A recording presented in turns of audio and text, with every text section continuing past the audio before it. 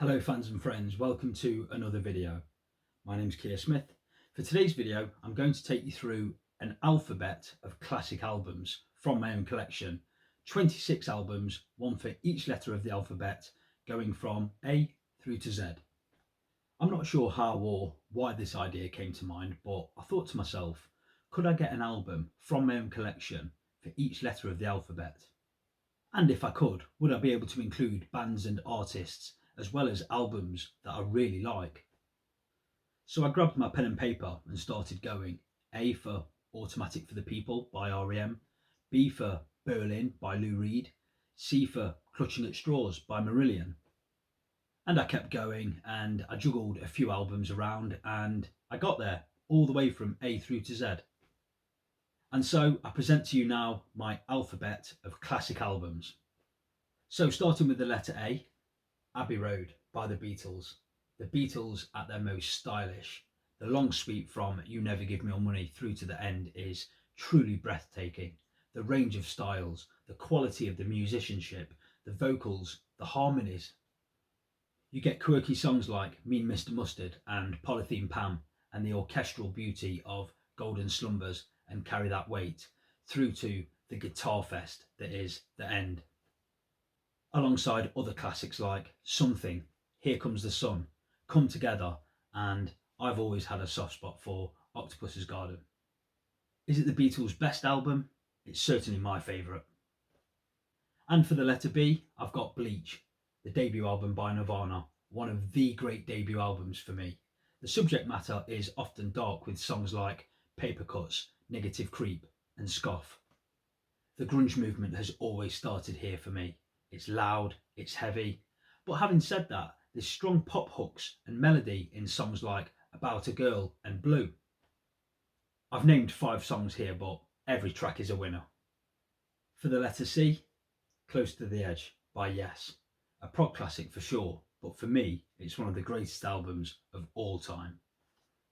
The quality of the instrumentation and the playing across this album is exceptional. The way the title track shifts through styles and genres. At over 18 minutes long, it's incredible. And You and I is a beautiful song, and the slick, funky guitar riff of Siberian Catro is so good. The ideas and the creativity on this album blows my mind. For the letter D, I've got Disintegration by The Cure, and this is such a powerful and emotive album to me. The songs are long, dreamy, and atmospheric, and they allow space and time for thought and reflection while they're playing. It's gloomy yet lush, and it makes it hard to pinpoint exactly what this is, but what I do know is it's an incredible body of work.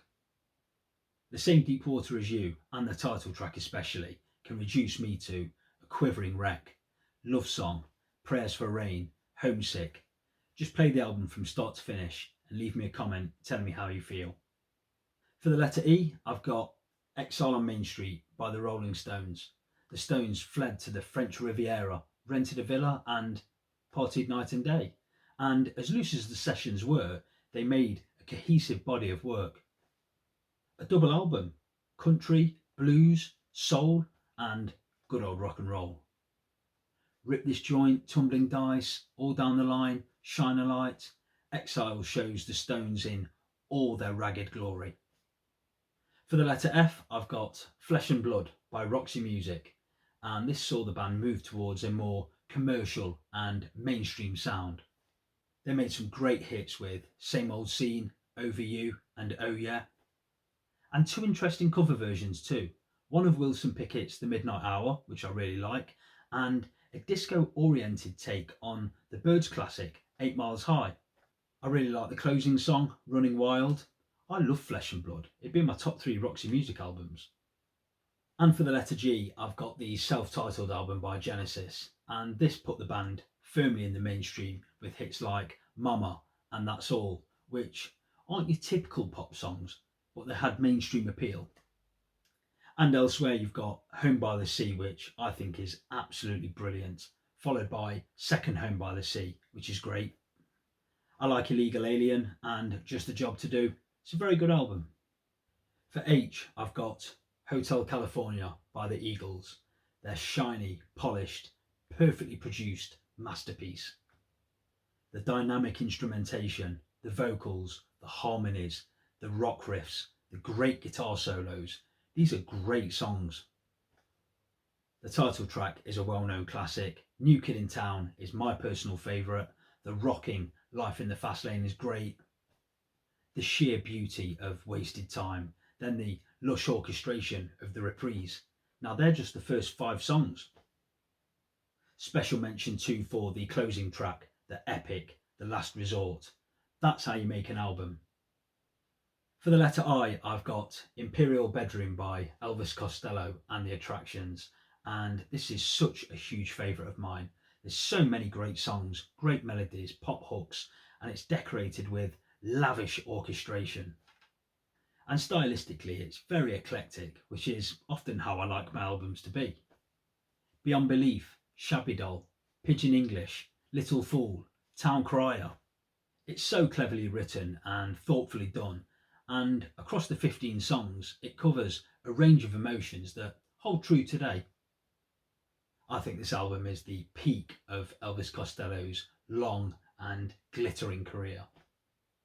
The letter J, Joe's Garage by Frank Zappa, and this is such a clever, witty and hilarious album. It's a mad concept, narrated periodically by the creepy, hushed voice of the central scrutinizer. And we follow the story of Joe from his humble beginnings in a garage band onto dating a Catholic girl who turns bad, very bad, which then leads Joe to strange sexual experiments, which ultimately leads to his arrest and jail time, which proves to be quite disturbing and drives him insane. And eventually he's released from prison and goes to work on a muffin stand. It's absolutely bonkers, admittedly, but the compositions and the musicianship between Frank Zappa and his band throughout this album is absolutely outstanding. Crew Slut, Fembot in a Wet T-shirt, Cyborg, Keep It Greasy, Packard Goose. All of the songs are completely different, but all tied by this mad concept. I think it's brilliant. For the letter K, I went with Kid A by Radiohead. And I'm old enough to remember when this came out, and it was the weirdest and most compelling album. After the incredible OK Computer, Radiohead decided to take their music in another direction completely.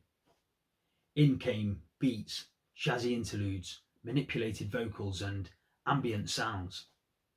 The mood is bleak, but everything in its right place, How to Disappear Completely and Idiotech are absolutely brilliant.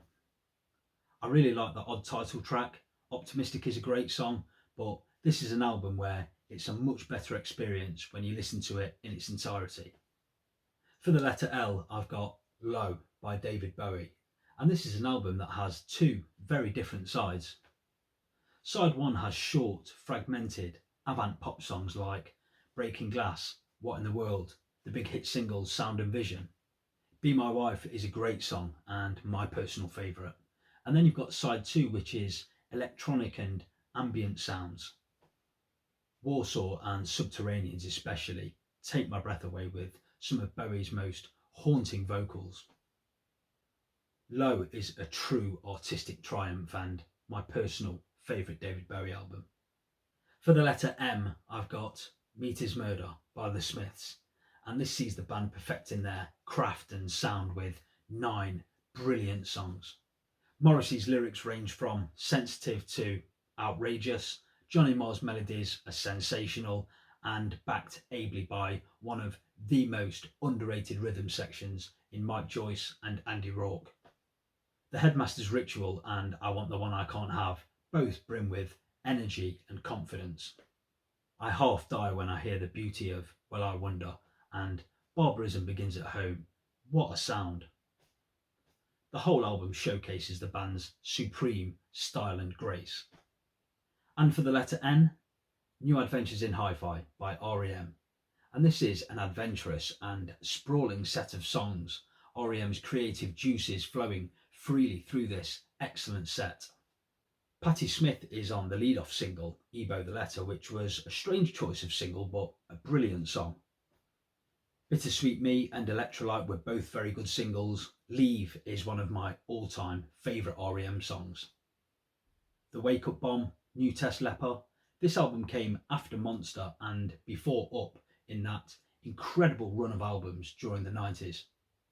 On to the letter O, Oh Mercy by Bob Dylan. And this saw Dylan team up with the hot producer of the day in Daniel Lanois, and he produced Dylan's best album in over a decade. The ballads on this album especially are superb. Ring Them Bells and Shooting Star, and that saxophone on Where Teardrop Falls, beautiful.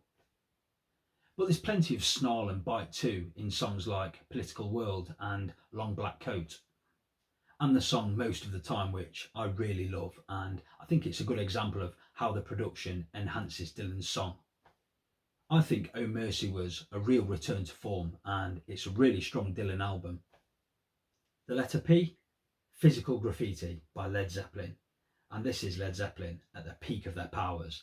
This double album captures all of their power and might across these 15 songs, and it's all rock. In My Time of Dying is an epic rock powerhouse with some serious guitar soloing by the great Jimmy Page. Trampled Underfoot is downright funky. In the Light shows the band's progressive side, and I just love the rock riffs of the Wanton song and Sick Again. Led Zeppelin 4 might be the band's best album, but Physical Graffiti gives you everything Led Zeppelin has to offer. Q, Quadrophenia by The Who, a double album and a concept album as we find the Mods taking on the Rockers. We're on pill-popping Mod Mad Jimmy's side as Pete Townsend takes us through another amazing journey, with powerful rock songs like The Real Me, Cut My Hair, Drowned, 5:15 and the epic finale, Love, Reign Over Me. Not many bands can sound this consistently good across a whole album, especially a double album. This album has real power, grit and force, and it certainly puts a spring in my step every time I hear it. On to the letter R, Rumours by Fleetwood Mac, and this is most people's favourite Fleetwood Mac album, but it's widely regarded as one of the greatest albums ever, and it is. Each of the 11 songs on the album range from very good to brilliant. Dreams, Don't Stop, Go Your Own Way, The Chain are all staples of classic rock radio. And with good reason, and there's quality elsewhere in songs like Songbird and Oh Daddy and the exhilarating Gold Dust Woman. Rumours is one of the biggest selling albums of all time, and it continues to delight new generations of listeners because it's that good. The letter S, Sound Effects by The Jam, and this is The Jam's best album for me, and Paul Weller thinks so too. And Weller growls and slashes his guitar through these sharp and spiky songs like Set the House Ablaze, Start and Scrape Away with real vigour. But there's subtle gems too, like Monday and the brilliant acoustic strum of That's Entertainment. But the pick of the bunch for me has always been the sound of the chiming Rickenbacker playing through the brilliant Man in the Corner Shop. The letter T, The Holy Bible by the Manic Street Preachers, and in my opinion, this is one of the greatest artistic statements ever put to record. This band meant serious business as they passed comment on prostitution in the song Yes, and American consumerism and freedom of speech in the song If White America Told the Truth for One Day, Its World Would Fall Apart. How about that for a title? They talk about the Holocaust in Mausoleum. Elsewhere, Revol and Faster are both played at breakneck speed. Die in the Summertime is great, and Archives of Pain is not only one of my favourite Manic Street Preachers songs, but one of my favourite songs of all time. The lyrical content on this album is absolutely mind-bending and like no other, and it's kept me occupied for hours and hours on end, looking up what things mean and what they're referring to. This is the Bible for Manic Street Preachers fans. The letter U, Use Your Illusion 2 by Guns N' Roses, and this album was released the same day as Use Your Illusion 1. Clearly it was a prolific period for the band, and this is an ambitious and daring album and home to some of Guns N' Roses' best songs. Civil War hits hard, and it's one of the great album openers in my opinion. Estranged is a brilliant epic song that builds to quite a crescendo. Locomotive too, my personal favourite, and both feature amazing guitar playing from Slash. I love 14 Years, Get in the Ring is both hard hitting and hilarious. And there's also a really good cover version of Bob Dylan's Knocking on Heaven's Door. Onto the letter V, Very by the Pet Shop Boys, and this is dance electronica at its very best. It's smart, it's witty, and it's irresistibly melodic, and it makes you want to move. And it captures the contradiction between hedonism and sadness brilliantly in songs like Can You Forgive Her and I Wouldn't Normally Do This Kind of Thing. Liberation, Dreaming of the Queen, The Theatre, To Speak Is a Sin, One in a Million, it's a thriller minute. W, Wish You Were Here by Pink Floyd. Now this may or may not be Pink Floyd's best album, but it's their most perfect. There's not a note wasted on any of these 5 tracks. The album is bookended by the incredible and ethereal Shine On You, Crazy Diamond. The title track is an absolute beauty and an all-time classic, and Welcome to the Machine and Have a Cigar finds Waters at his sarcastic and scathing best. Roger Waters' lyrics are absolutely brilliant. David Gilmour's singing and guitar playing are absolute perfection. Richard Wright's keyboard skills gives the band another dimension, and Nick Mason is a faultless drummer. The band is just fantastic. That is really what I think. For the letter X, X and Y by Coldplay. And this album certified Coldplay's place as one of, if not the biggest bands in the UK. Quite simply, they were writing anthemic songs that were hugely popular. White Shadows, Talk, Speed of Sound are all excellent. And speaking of anthems, most people like Fix You, but I also really like The Hardest Part and What If. All of the band members really serve the song on what is a strong album. The letter Y, Younger Than Yesterday by The Byrds. And this album finds the Byrds at the halfway point in their career. And it sees the band developing and expanding their sound, bringing in country textures and psychedelia. So You Want to Be a Rock and Roll Star and Renaissance Fair especially are the standout tracks for me. CTA 102 is definitely a bit trippy, but Why and Have You Seen Her Face are good 60s pop songs. And there's also an excellent cover version of Bob Dylan's My Back Pages, and despite the internal squabbling between Crosby, Hillman and McGinn, this is a good album. And finally, the letter Z, Zooropa by U2. U2 were on top of the world and followed the brilliant Acton Baby album with this new alternative electronic rock album. Bono showcases his superb vocals in all different ways on the brilliant Lemon and Stay, Far Away, So Close. His falsetto on the song Numb is so good, a song where The Edge takes lead vocals. The title track that opens the album is brilliant, and Johnny Cash appears on the closing track, The Wanderer, which is a little bit odd, but it works. I love the track. I really like Zooropa. It's a weird and wonderful album, and an interesting chapter in the band's outstanding career.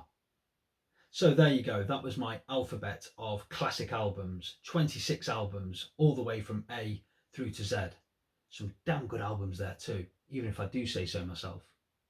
Thanks to everyone who watched this video. I hope you enjoyed it. Please give it the thumbs up if you did. Please subscribe to the channel. There'll be lots more to come. Thanks as always for watching. See you next time.